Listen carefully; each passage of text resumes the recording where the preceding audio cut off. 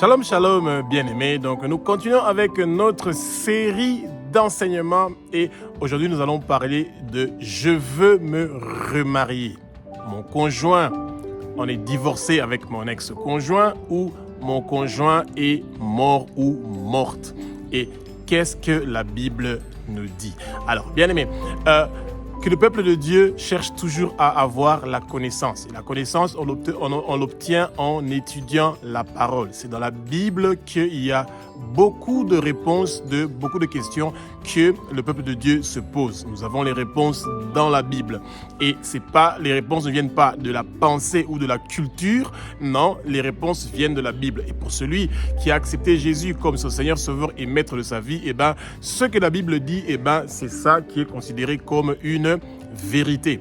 Et que le Saint-Esprit prend le contrôle de ma bouche pour que ce que je veux dire, que ce ne soit pas les paroles qui sont inspirées par moi-même, mais ce sont les paroles qui sont inspirées par le Saint-Esprit et que le Saint-Esprit remplit le lieu où vous êtes pour que sa connaissance, pour que lui qui est l'Esprit qui nous enseigne, puisse prendre le contrôle du lieu où vous êtes. Nous sommes en train de lier tout esprit impur ou malsain qui veut vouloir vous empêcher de connaître la vérité et nous les chassons tous au nom puissant de Jésus-Christ de Nazareth. Bien-aimés, soyez fortifiés. Si vous avez connu le divorce, si vous avez un partenaire, un conjoint, qui a connu donc la mort et que vous êtes veuf ou que vous êtes veuve, soyez fortifiés et rassurez-vous toujours que le Seigneur ne permet pas des épreuves dans votre vie qui vont au-delà de votre force. Le Seigneur va toujours permettre des épreuves dans votre vie qu'il sait que vous allez réussir à affronter ces épreuves-là. Et il faut toujours vous rappeler une chose, vous n'allez pas mourir, vous allez vivre et déclarer les œuvres de l'Éternel des armées. Aucun accident ne va vous arriver, aucun accident ne va réussir ou prospérer dans votre vie. Tout empoisonnement qu'on a prévu dans votre boisson, dans votre nourriture, ne va pas réussir et prospérer. Toute attaque qu'on est en train de faire de vos pensées pour pouvoir vous affaiblir, vous anéantir, pour vous pousser à commettre un meurtre ou à vous suicider, cela ne va pas réussir et prospérer.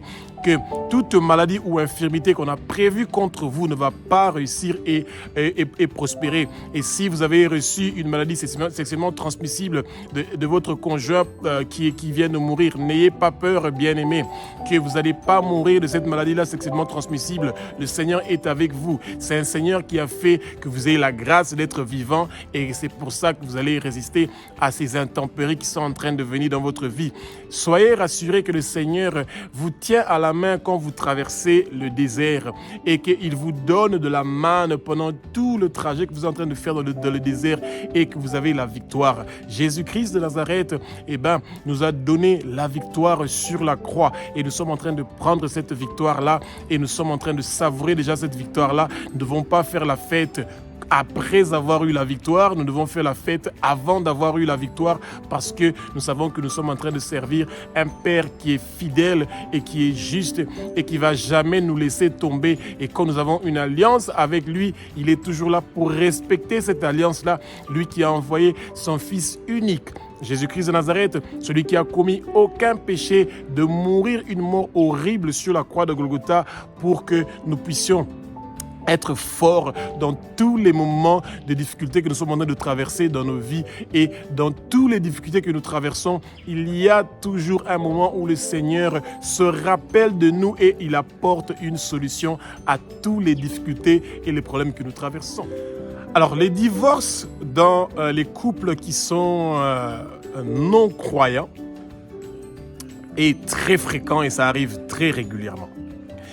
Et quand vous avez divorcé avant de connaître le Seigneur et que vous rencontrez le Seigneur après votre divorce, parce que beaucoup de gens sont tellement brisés et détruits pendant les moments de divorce, avec la séparation violente avec les enfants, etc., que l'homme ou la femme sont complètement affaiblis pendant ces moments-là difficiles qu'ils sont en train de traverser et qu'ils rencontrent Jésus-Christ de Nazareth et qu'ils l'acceptent comme Seigneur, Sauveur et Maître de leur vie.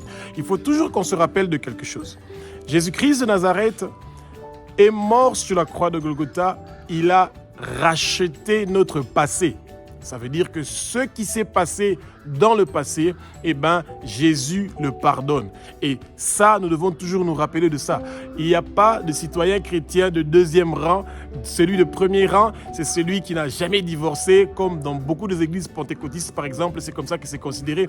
Quand vous êtes divorcé, vous êtes un citoyen chrétien de second rang et vous n'êtes plus un exemple pour beaucoup de gens. Et c'est le prix à payer des fois quand vous prenez des décisions que vous pensez que vous avez pensé seulement à vous et vous n'avez pas pensé à la société ou à l'organisation ou à la communauté dont vous faites partie. Et donc, quand vous étiez non-croyant et que vous êtes marié, que vous avez divorcé et ensuite vous rencontrez le Seigneur, vous avez le droit de refaire votre vie, donc de vous remarier. Mais il y a une condition, bien-aimé. Vous vous remariez pas avec un autre incroyant et en pensant que cette personne-là, le Seigneur va le changer pour qu'il devienne croyant dans le mariage. Non, vous devez vous rassurer que la personne que vous êtes en train de rencontrer est quelqu'un qui est vraiment converti et qui a vraiment le fruit de quelqu'un qui est converti et que cette personne-là a déjà accepté Jésus comme son Seigneur, Sauveur et Maître de sa vie et que cette personne-là est sauvée et que c'est avec cette personne-là que vous pouvez vous remarier et non vous remarier encore avec quelqu'un qui n'a pas reçu Jésus et que vous allez peut-être retomber dans la même situation dans laquelle vous étiez avant et qui vous a blessé. Alors peut-être qu'il y a beaucoup de gens qui ne se rendent pas compte de ça, mais c'est une réalité qui est très biblique. Le chrétien n'a jamais la liberté de se marier avec un non-croyant. Non, vous n'avez pas cette liberté-là. La parole vous demande de ne pas vous marier avec un incroyant. Et si vous voulez faire le challenge, de challenger Dieu, de quand même faire ce choix-là, il y aura des conséquences que vous allez connaître parce que vous devez vous rassurer que Dieu respecte la liberté de l'homme et de la femme. Et si l'homme n'a pas reçu Jésus ou si la femme n'a pas reçu Jésus, c'est pas vous qui allez changer cette personne-là. Et vous ne devez pas dire à cette personne-là que vous avez déjà rencontré un croyant et pendant les fiançailles et qu'il va se convertir pendant les fiançailles pour pouvoir se marier avec vous, bien-aimés. Quand ces choses-là se passent, ça veut dire qu'il y a déjà un souci. Ça veut dire que cet homme-là ou cette femme-là est en train de faire quelque chose contre gré. Il le fait pour ce moment-là. Et une fois que vous allez être dans le mariage, c'est pas les fruits d'un chrétien que cette personne-là va reproduire dans votre mariage. C'est pas cet amour-là qui se trouve dans 1 Corinthiens chapitre 13 que vous allez retrouver dans votre mariage. Pourquoi? Parce que cette personne-là est fake, est seulement en train de faire quelque chose pour un temps, pour pouvoir atteindre leur objectif. Et malheureusement, c'est souvent la sexualité que ces gens-là sont en train de chercher ou de chercher quelqu'un qu'ils peuvent abuser ou qui viennent de la vie de cette personne-là pour des intérêts financiers ou pour d'autres intérêts, mais pas pour l'amour. Et c'est pour ça que, bien aimé, quand vous avez le temps de rencontrer quelqu'un, prenez le temps de discuter sur sa famille, de savoir est-ce qu'il ne vient pas, par exemple, d'une famille qui est polygame et que vous savez déjà que quand quelqu'un vient de telle famille, ça veut dire que c'est un potentiel candidat d'amener la polygamie dans votre couple, dans votre mariage et que vous avez déjà vécu beaucoup de choses dans le passé et que vous ne voulez pas avoir des difficultés. Vous avez déjà entendu que votre partenaire vous dit que lui, son papa avait beaucoup de femmes et que son papa a eu beaucoup de femmes ou sa maman a eu des enfants avec différents hommes. Bien aimés, ce sont des indices que le Seigneur vous donne déjà. N'entrez pas dans ces choses-là, que cet amour-là ne vous rend pas aveugle, que la connaissance que vous avez acquis dans la parole soit ce qui va vous donner la sagesse. Et dans toutes ces choses-là, bien aimés, c'est pas moi que vous devez écouter. Vous devez écouter le Saint-Esprit. Ce que le Saint-Esprit va vous dire, comment le Saint-Esprit va vous expliquer dans la chose que vous êtes. À la fin, c'est pas le Saint-Esprit qui va décider pour vous du tout. C'est vous qui décidez ce que vous voulez. Et ce que vous voulez doit être quelque chose qui va dans la volonté du Père. Et la volonté du Père, c'est ce qui est écrit dans sa parole. Mais c'est très important pour le peuple de Dieu que quand vous avez décidé de vous remarier, de toujours bien consulter ce que la parole est en train de dire. Alors, il y a un grand homme de Dieu au Congo qui avait perdu sa femme et après une année, il s'est remarié et ça avait fait du bruit partout dans le monde entier.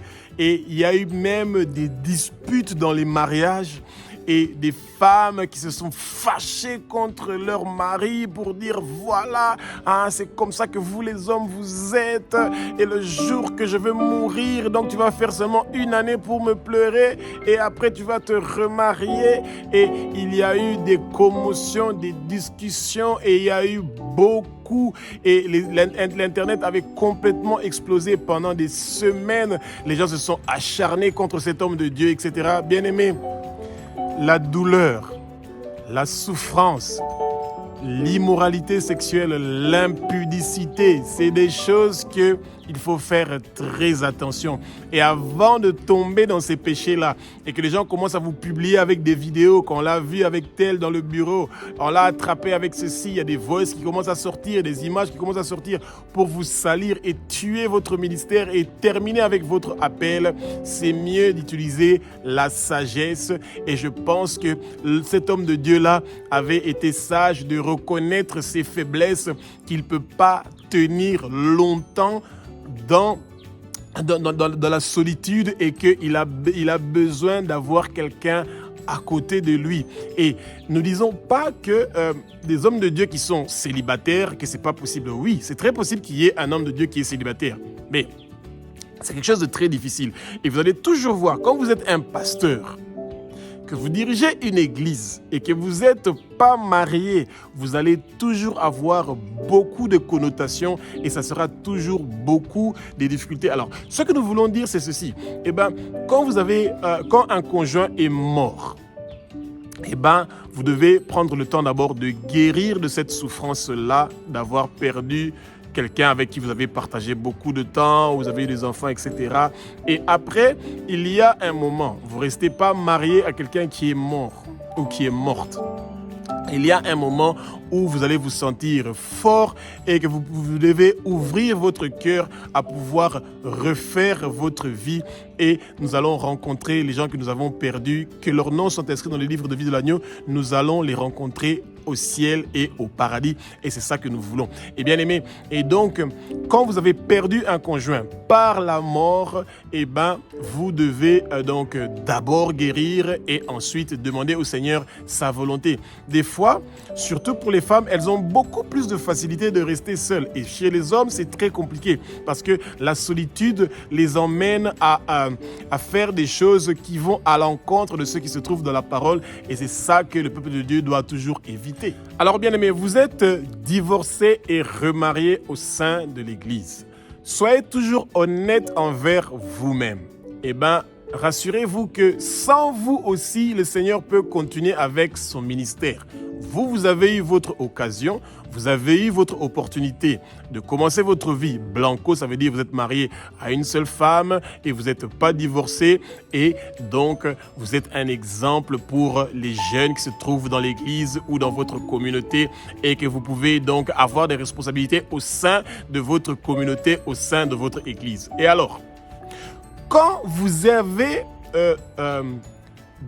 vous êtes une figure représentative, donc ça veut dire que vous avez donc une influence dans votre communauté, que vous êtes un pasteur, que vous êtes un dirigeant et que vous vous divorcez quand même, et peu importe la raison, soyez honnête envers vous-même et de ne pas prendre des responsabilités à l'église ou dans votre communauté pour éviter qu'il y ait des commotions et qu'il y ait des malentendus et qu'il y ait des rumeurs. Ayez toujours le courage d'assumer votre responsabilité, que quand il y a ayez toujours le courage d'assumer votre responsabilité, parce que quand nous avons des jeunes, que nous sommes un exemple pour eux. Donc, nous sommes un exemple pour notre jeunesse. Nous sommes un exemple dans la communauté, dans l'église où nous sommes. Et quand nous ne sommes pas bien comportés, même si le Seigneur nous a pardonné notre péché, celui d'avoir fait des choses, d'avoir été infidèle, de n'avoir pas bien géré de notre foyer, d'avoir pas réussi à pouvoir garder notre mariage uni, soyez rassurés, bien-aimés, à part le péché du blasphème du Saint-Esprit, que nous ne recevons pas le pardon, tous les autres péchés, Jésus a payé le prix pour ces péchés-là sur la croix.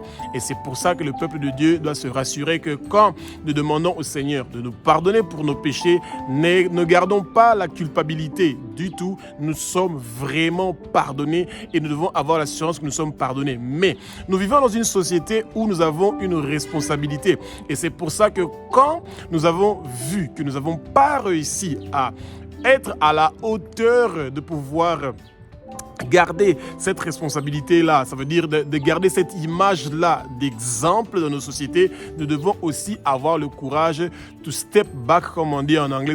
Donc ça veut dire que de se retirer de ces responsabilités-là. Quand vous êtes en train de diriger une chorale, vous êtes en train de diriger une église, vous êtes en train de diriger l'école de dimanche, Sunday School pour les enfants, et quand vous avez commis l'infidélité ou l'adultère et que vous avez été sanctionné, soyez honnête envers vous-même. Vous pouvez aussi être dans une église sans avoir de responsabilité, parce qu'il y a toujours une nouvelle jeunesse qui est en train de venir, des Josué qui vont venir et à qui le Seigneur va donner cette responsabilité de continuer avec cette charge-là. Et c'est pour ça, quand le peuple de Dieu est en train de partir dans des églises où les pasteurs sont divorcés et remariés, vous avez un souci. Ça veut dire que leur ego, leur orgueil est vraiment trop grand pour accepter de se mettre à côté et de propulser les jeunes qui sont exemplaires et que ces jeunes-là puissent continuer avec le ministère. Le ministère, c'est pas le pasteur, non. Et le ministère, c'est pas la femme du pasteur, non. Quand vous n'avez pas réussi à garder votre foyer solide ensemble, ayez l'honnêteté envers vous-même. Avant que les gens vous demandent de le faire, de vous-même déposer cette responsabilité-là et de donner ça à d'autres gens pour qu'ils puissent s'occuper du ministère, parce que le ministère ne nous appartient pas. Le ministère appartient à Dieu et c'est lui qui décide de ce qu'il veut. Et quand le peuple est choqué par votre comportement, vous devez faire attention qu'il ne pense pas que moi aussi je peux divorcer et je serai remarié et je serai toujours pasteur, je veux diriger une église, je veux diriger une chorale, je veux continuer à faire mon ministère, je veux continuer à faire mes croisades, et ça ne fonctionne pas comme ça. Nous devons toujours penser à ce que la société va prendre comme exemple de nous.